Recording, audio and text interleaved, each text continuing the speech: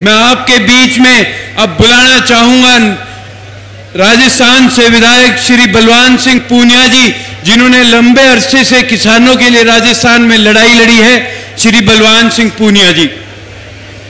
चौधरी देवीलाल जी के 108वें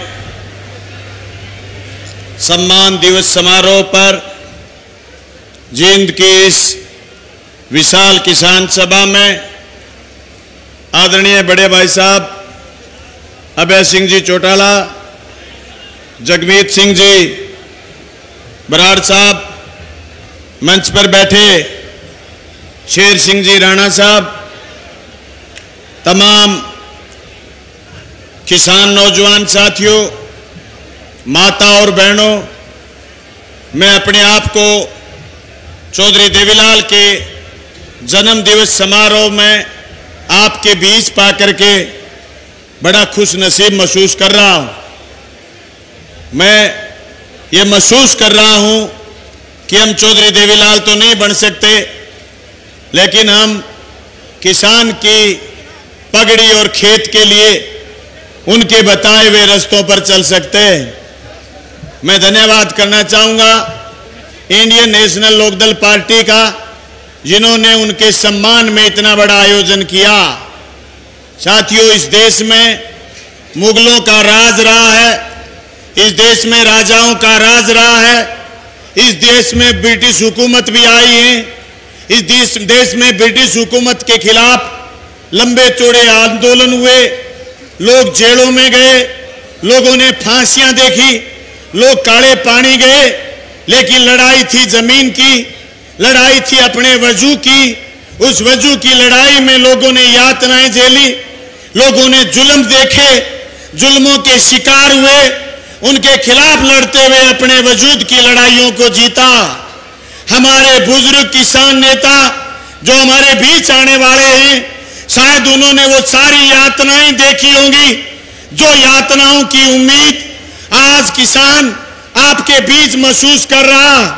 मैं इस आपके बीच में बोलते हुए ये महसूस कर रहा हूं कि एक वो दौर रहा होगा जिस दौर में पराये राज में होते थे और लोग अपनी चीज हासिल करने के लिए लड़ते थे। आज दूसरा दौर है, अपने हाथ से बनाए हुए राज दिल्ली में बैठे हैं, हरियाणा में बैठे हैं, उन राज के सामने लगभग 10 महीने से किसान उन 3 काले कानूनों को वापिस करवाने के लिए लड़ रहा है। 600 किसानों ने कुर्बानी दे दी, लोगों ने अपनी विधानसभाओं से इस्तीफा दे दिया। मैं धन्यवाद करना चाहूंगा अभय सिंह जी का, जिन्होंने एमएलए की कुर्सी को ठोकर मारते हुए ये बात कही कि ये तीनों काले कानून हरियाणा और केंद्र की सरकार को वापस लेने चाहिए।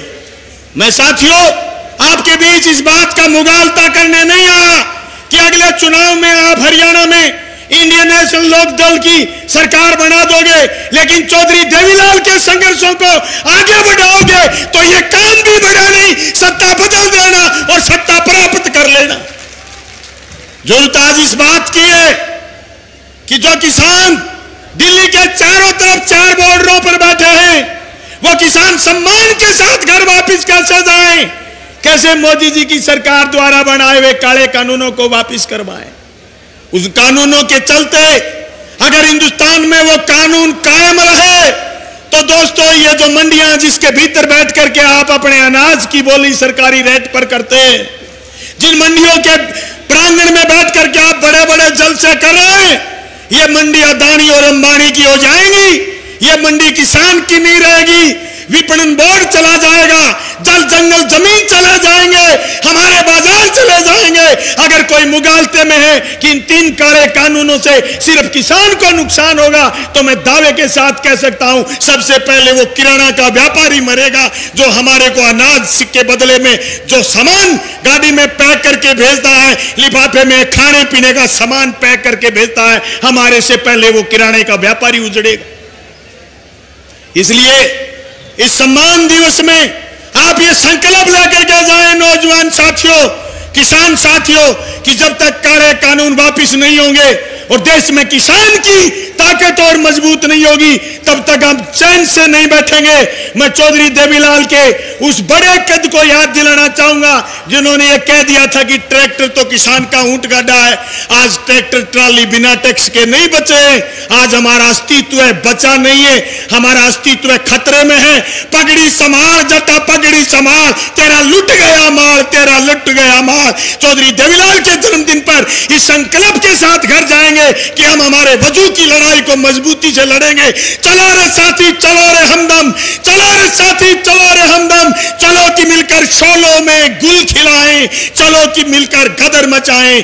गदर मचाना काम है अपना। जे कोई पूछे नाम है अपना तो कह दो रे भाई बागी नाम है अपना। इस बगावत का नाम, व्यवस्था बदलने का नाम चौधरी देवीलाल था। आपका बहुत बहुत धन्यवाद, शुक्रिया। बहुत बहुत धन्यवाद बलवान पूनिया जी।